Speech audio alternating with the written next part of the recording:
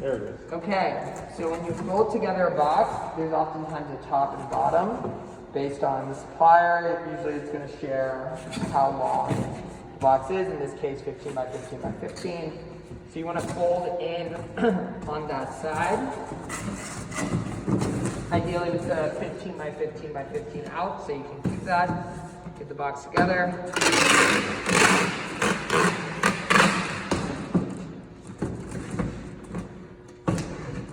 Then you want to make kind of like a cross.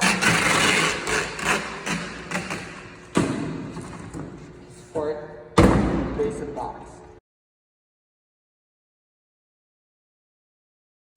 So when we're scaling an operation, we have to take one small task, like building one box, and turn it into building 20 boxes at the same time, so that we can take our basic task and then do it at scale.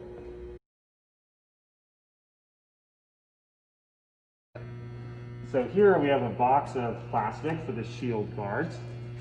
And what we're going to do is we're actually going to weigh the plastic in bulk on a gram weight scale to fill these 2,000 shields worth of supply kit boxes for students to make shields. So here we have our scale, and we're going to weigh it out, and we're looking for 3 pounds, 15.6 ounces, and give or take 1/10 of an ounce, right? And that's going to make up 100 shields worth of plastic with a little bit extra to spare. And we're going to take it over here. We're going to put the plastic in the supply kit box, and then we're just going to do that exact same thing for 20 shields worth.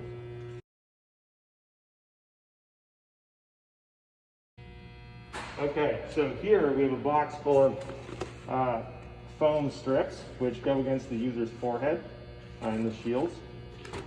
And what we're going to do is we're going to measure out 2 lengths of 52 foam strips. And that's going to make 100 shields worth with a little buffer room of 4 foam strips in case there are any mistakes. So what we're going to do is bundle up these foam strips here so that they can fit in the supply kit boxes. We're going to take it over here to a box. We're going to put both of these foam strips in here.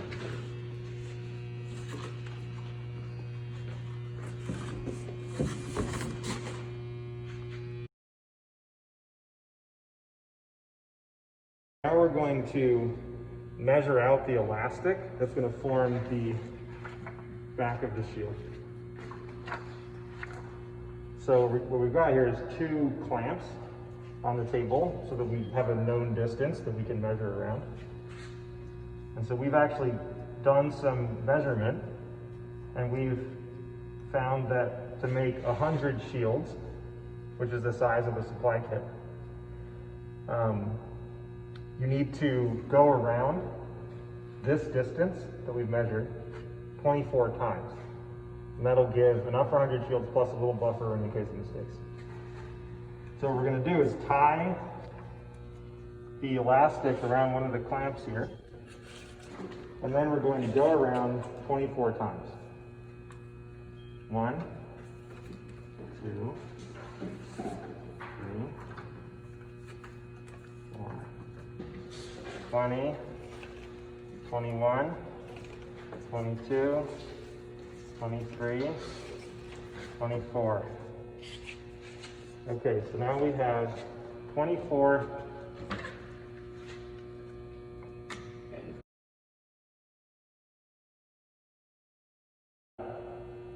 measuring out elastic.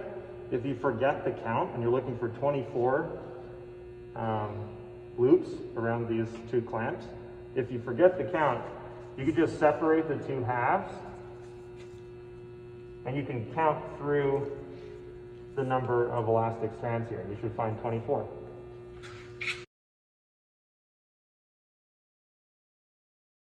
So here we have a bunch of shield labels, the ones right here. And you can see they have like a gap here where, as you can see, you can kind of write your name on it. We're going to count out 11 sheets. There are 10 labels on each sheet. So that's going to give us enough for 100 shields, plus one extra sheet in case of mistakes. 9. Sometimes there are errors during printing. So if you find any sheets when you're going through a stack where they're not here or they're messed up in some way, just discard it. So that's 1, 2, 3, 4, 5, 6, 7, 8, 9, 10, and 11. With 11 sheets, we're going to go put that onto the supply kit boxes to make 100 shields.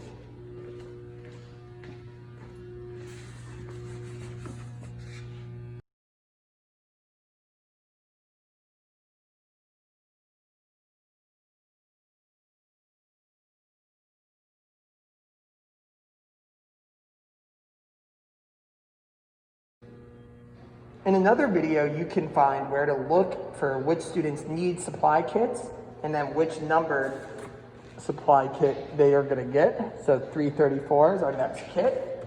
Then over here, as you can see, we have all of our different materials. So we have, face shields, we have our gloves, which are going to go in every box.